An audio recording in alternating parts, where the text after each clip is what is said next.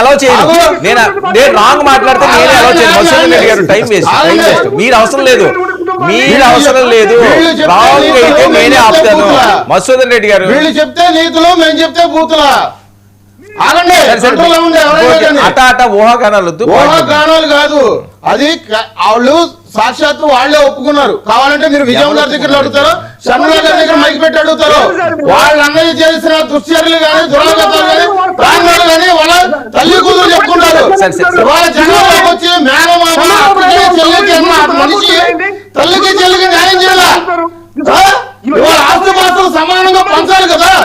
మరి జగన్మోహన్ రెడ్డి గారు జైల్లో ఉన్నప్పుడు ఆవిడ భుజాల మీద పార్టీని మోసి మొత్తం రాష్ట్రం మొత్తం పాదయాత్ర చేసిన వ్యక్తి ఓడిందా గెలిచారా అనేది సెకండరీ. కానీ ఇప్పటి వరకు ఏం న్యాయం చేశారు?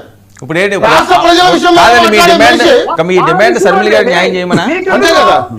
ఇవాళ దీనిలో కాయకలెక్కలు చెప్తూ ఉంటారు మహామేధావి కేఎస్ ప్రసాద్ గారు. ఒక నిమిషం మధుసూదన్ రెడ్డి గారు ఆయన మాట్లాడలేదు.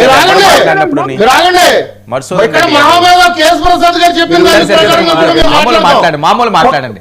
ఆయన మేధావు కాదు మీకెందుకు? ఆయన విద్యావేత్తల్ని ఆడు ఈడని మాట్లాడుతున్నారు. Normal time waste. సరే పర్సనల్ పాయింట్